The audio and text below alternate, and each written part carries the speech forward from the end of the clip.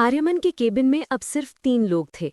आर्यमन, साची और वो खूबसूरत लड़की जो अब भी उसके बहुत करीब खड़ी थी। अपनी बातों और हाव भाव से आर्यमन का ध्यान अपनी ओर खींचने की कोशिश कर रही थी। फाइल्स, कॉफ़ी की खुशबू और अंदर फैलती हल्की सी खामोशी, मगर साची के भीतर अब तूफान उठ चुका था। भावनाओं का एक ऐसा बवंडर जिससे वो जूझ रही थी। वो अपने मन में खुद से लड़ रही थी, उसकी अंतरात्मा उसे झकझोर रही थी। कुछ कर साची, कुछ तो कर। ये लड़की खुलेआम आर्यमन पर डोरे डाल रही है, अपनी चालबाजियों से उसे लुभाने की कोशिश कर रही है, और तुम यहाँ चुप बैठी हो। ऐसे कैसे? क्या तुम्हारा दिल पत्थर का है? साची की सांसें अब तेज चलने लगी, इतनी तेज कि उसे अपने फेफड़ों में एक खिंचाव महसूस हो रहा था। उसके गाल गुस्से से और आंखें जलन से लाल थीं, उसकी पलकें कांप रही थीं। वो अचानक झटके से उठी, उसकी कुर्सी पीछे खिसक गई और जमीन पर हल्की सी आवाज हुई, जो उस शांत कमरे में थोड़ी तेज लगी। कमरे में हल्की सी आहट हुई और उसी पल आर्यमन की नज़र जो अभी तक फाइल पर थी सीधे साची पर पड़ी। उसकी आंखों में एक पल के लिए हैरानी का भाव आया, जैसे वो इस अप्रत्याशित हरकत को समझ न पाया हो। आर्यमन गंभीर गहरी आवाज में, क्या हुआ साची, कुछ चाहिए तुम्हें, कोई दिक्कत है? उसकी आवाज में हल्की फिक्र थी, पर उसके चेहरे पर अभी भी व्यावसायिक गंभीरता हावी थी। साची कुछ पल के लिए चुप रही। उसके होंठ खुले थे, पर कोई शब्द नहीं निकला। उसे खुद नहीं पता था अब क्या बोले। वो बस अपने अंदर के गुस्से और जलन के आवेग में खड़ी हो गई थी। अब उसे पीछे हटने का, इस असहज स्थिति से निकलने का कोई रास्ता चाहिए था। उसने झट से घबराते हुए बोली, उसकी आवाज में थोड़ी लड़खड़ाहट थी। वो वॉशरूम कहाँ है? मुझे जाना है। आर्यमन ने बस हल्का सा सिर मोड़ा। उसकी आंखें एक पल के लिए उस लड़की पर टिकी, फिर साची को देखते हुए इशारा किया। वो उस तरफ है, उस कॉरिडोर के अंत में, लेफ्ट साइड। साची ने नजरें झुका ली। उसकी आंखें उस लड़की की तरफ देखने से बच रही थी और धीरे धीरे उसी दिशा में चल दी। उसके कदम भारी थे, जैसे हर कदम उसके अपने गुस्से, शर्मिंदगी और निराशा का बोझ उठा रहा हो। वो मन ही मन बुदबुदाई। उसकी आवाज इतनी धीमी थी कि सिर्फ उसे ही सुनाई दी। वाह साची, तुझे उन्हें अलग करना था और तू खुद ही उनसे अलग हो गई। कमाल है। हाय रे फूटी किस्मत। उसकी आवाज में आत्मग्लानि और निराशा का गहरा भाव था। वो वॉशरूम के दरवाजे तक पहुंची और जैसे ही अंदर गई, दरवाज़ा धीरे से बंद हुआ और बाहर अब फिर वही खामोशी लौट आई, जो पहले से ज्यादा गहरी और अर्थपूर्ण थी। जहां आर्यमन अपनी दुनिया में मग्न था, अपने काम और उस आकर्षक सहयोगी के साथ, अनजाने में साची के भीतर के तूफान से बेखबर था। और साची अपनी उलझनों में, अपनी नई नई जलन और अनजाने प्यार के एहसास में डूबी हुई थी। उस बंद दरवाजे के पीछे ये एक ऐसा पल था जहां 3 लोग एक ही कमरे में थे, पर उनके दिलों और दुनियाओं में जमीन आसमान का फर्क था। साची वॉशरूम के अंदर आई, दरवाज़ा धीरे से बंद हुआ। उसकी आवाज़ उस छोटी सी जगह में गूंज उठी, जैसे उसने खुद को बाहरी दुनिया से काट लिया हो। जैसे ही उसने सामने बड़े से आईने में अपना चेहरा देखा, उसकी आंखों में एक बेबसी की परछाई झलक उठी, एक ऐसी लाचारी जो उसके भीतर उमड़ घुमड़ रही थी। उसके बाल हल्के बिखरे थे, गालों पर अब भी हल्की लाली थी, पर यह गुस्से की लाली से ज्यादा अब शर्मिंदगी और दुख की लाली थी। उसने गहरी सांस ली, एक ऐसी सांस जो उसके भरे हुए फेफड़ों को थोड़ा आराम दे सके, और खुद से बड़बड़ाने लगी। उसकी आवाज़ इतनी धीमी थी कि मुश्किल से सुनाई दे रही थी, पर उसमें एक तीखापन था। साची आईने के सामने, खुद से, उसकी आवाज़ में निराशा और आत्मग्लानि थी। क्या ज़रूरत थी होशियार बनने की साची? देखा ना अब क्या हुआ? क्या मिला तुम्हें ये सब करके? उसकी आंखें आईने में अपने ही प्रतिबिंब को घूर रही थी। अब वो दोनों अकेले हैं, और तू यहाँ 4 दीवारों में फंसी हुई है, बिल्कुल अकेली, जैसे तेरी कोई अहमियत ही ना हो। वो आईने के और करीब आती है, अपने बिखरे बालों की लटों को ठीक करती है, पर उसकी आंखों में गुस्सा और ग्लानि दोनों एक साथ थे। उसकी उंगलियां हल्की कांप रही थीं। तुझे लगा था ना, तू कुछ कर लेगी, उसे रोक लेगी, पर हुआ क्या? बस अपनी बेवकूफ़ी का प्रदर्शन करके बाहर आ गई। अब शायद वो हंस रही होगी उसके साथ, अपनी बनावटी हंसी के साथ, और तू यहाँ अपने चेहरे पर ये नाकाम शक्ल लिए बैठी है, जिसकी आंखों में आंसू भरने वाले हैं। वो आईने में अपने चेहरे को देखती है, एक फीकी नकली मुस्कान लाने की कोशिश करती है, पर उसकी कोशिश नाकाम रहती है। उसके होठों पर मुस्कान आती है, लेकिन आंखें भीगने लगती हैं। आंसुओं की एक पतली परत उन्हें ढक लेती है। साची, तू पागल तो नहीं हो गई है? वो कोई तेरा कौन है? बस एक साहब है जिनके साथ तू काम करती है, बस इतना ही। इतना सोच क्यों रही है? क्या हो गया तुझे? वो खुद पर गुस्सा कर रही थी, पर दिल मानता ही नहीं है। जब भी वो पास आता है, जब भी उसकी नज़र मुझ पर पड़ती है, सब कुछ जैसे रुक जाता है। मेरा जोर खुद पर नहीं रहता। उसकी आवाज़ में एक अजीब सी बेचैनी थी, एक स्वीकारोक्ति थी। वो फिर आईने को छूती है। उसकी उंगलियां ठंडे कांच पर एक हल्की सी छाप छोड़ती हैं, जैसे किसी अनजाने एहसास को महसूस करने की कोशिश कर रही हो, उस स्पर्श को जो आर्यमन ने उसे दिया था।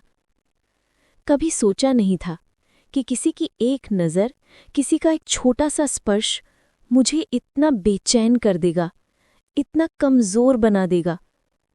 अब जा साची, चेहरा धो ले। कम से कम बाहर तो ये जलन और ये दुख ना दिखे। बाहर तो ऐसे जा जैसे तुझे कोई फर्क नहीं पड़ता। साची ने ठंडे पानी से चेहरा धोया, अपनी हथेलियों में पानी भरकर अपनी आंखों पर रखा, जैसे वो अपने अंदर के तूफान को कुछ पल के लिए शांत करना चाहती हो, उस आग को बुझाना चाहती हो जो उसके अंदर जल रही थी। पानी की बूंदें उसके गालों से फिसल रही थीं, पर असल में वो आंसू थे, जो वो खुद से भी छिपाने की कोशिश कर रही थी, उन्हें पानी के साथ बहा देना चाहती थी। आईने में अब एक नई साची थी, थोड़ी टूटी हुई। उसकी आंखें लाल थीं, पर अब वो अपने जज्बात छिपाने के लिए तैयार थी, एक योद्धा की तरह जो अपना दर्द छुपाकर मैदान में लौट रहा हो। वो गहरी सांस लेकर बोली, उसकी आवाज में अब दृढ़ता थी। चल साची, अब मुस्कुरा, जैसे कुछ हुआ ही नहीं, कोई फर्क नहीं पड़ा तुझे। और वो मुस्कुराई भी, मगर वो मुस्कान सिर्फ चेहरे पर थी, उसके होठों पर खिंची हुई एक पतली रेखा। उसकी आंखों में अभी भी एक उदासी की परत थी, और दिल में अब भी वही हलचल चल रही थी, वही अनकही जलन, वही अनजाना प्यार। ये एक ऐसा जज्बात था जिसे शायद अब आर्यमन भी महसूस करने वाला था, उस खामोशी में, उस नज़दीकी में, जो अब उनके बीच और बढ़ने वाली थी। साची वॉशरूम से बाहर आई, दरवाज़ा धीरे से बंद हुआ, मानो उसने अपने अंदर के शोर को वहीं छोड़ दिया हो। उसकी आंखों में अब वो आग नहीं थी, बल्कि एक शांत उदासी थी, एक अजीब सी शांति जो तूफान के थमने के बाद आती है।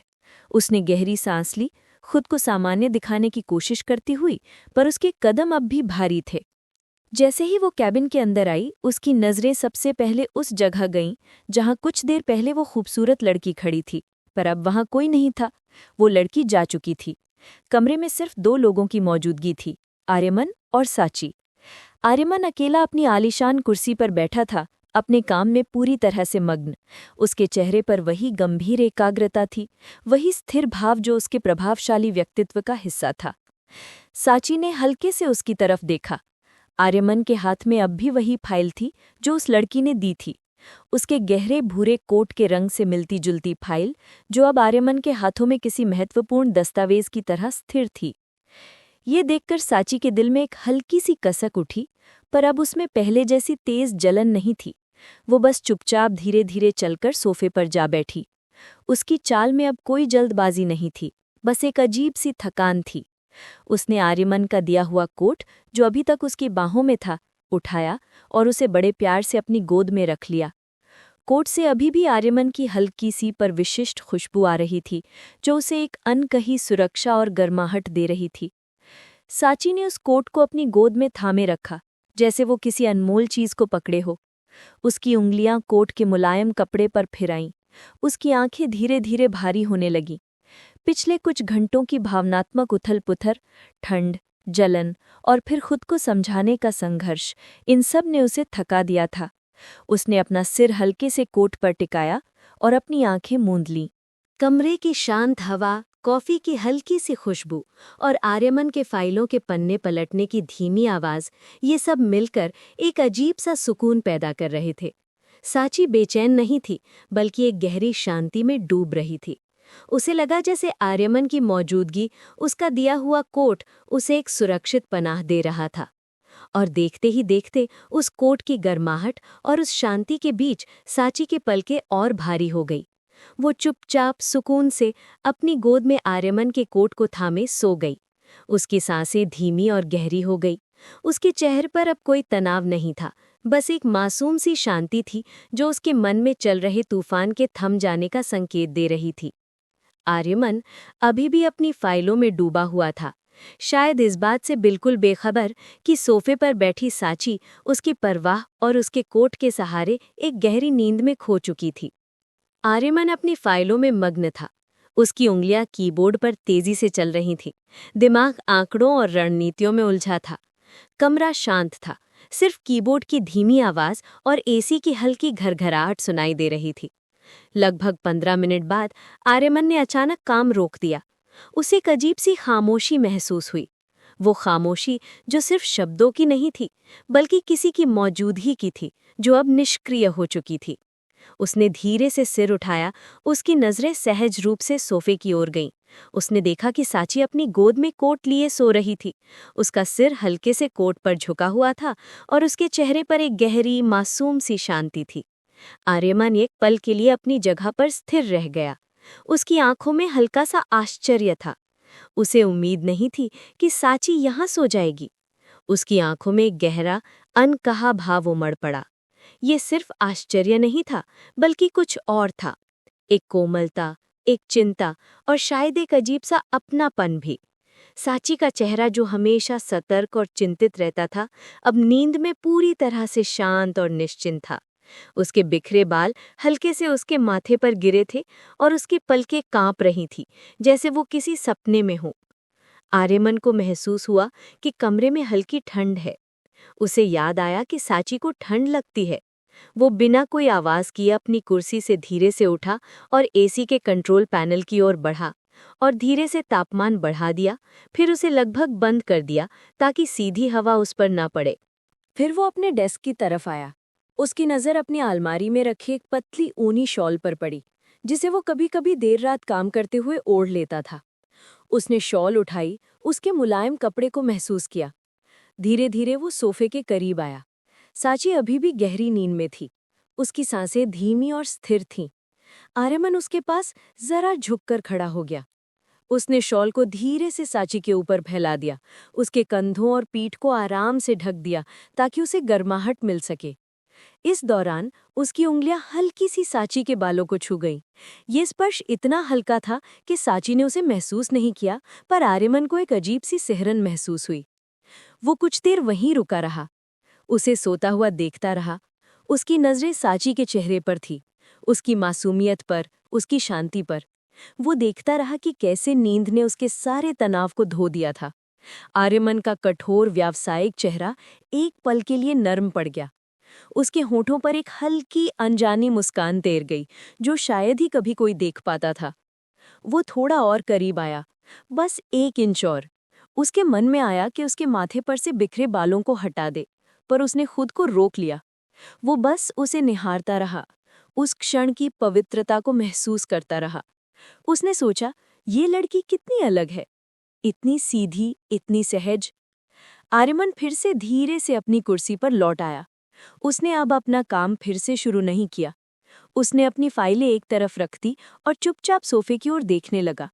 उसने अपने फ़ोन को साइलेंट पर कर दिया और अपने सारे अग्रे अपॉइंटमेंट्स और मीटिंग्स को कैंसिल कर दिया या रीशेड्यूल कर दिया, ताकि कोई शोर या हलचल साची की नींद न तोड़े। कमरा अब और भी शांत था। सिर्फ सूरज की किरणें खिड़की से होकर अंदर आ रही थी और उनके साथ एक हल्की सुनहरी चमक जो साची के शांत चेहरे पर पड़ रही थी। आर्यमन बस वहीं बैठा रहा, अपनी आंखों से साची को निहारता हुआ। एक ऐसी भावना में खोया हुआ था जिसे वो खुद भी अभी पूरी तरह से नहीं समझ पाया था। एक कोमल देखभाल, एक गहरा आकर्षण और एक अजीब सा अपनापन जो अब उसके दिल में अपनी जगह बना रहा था।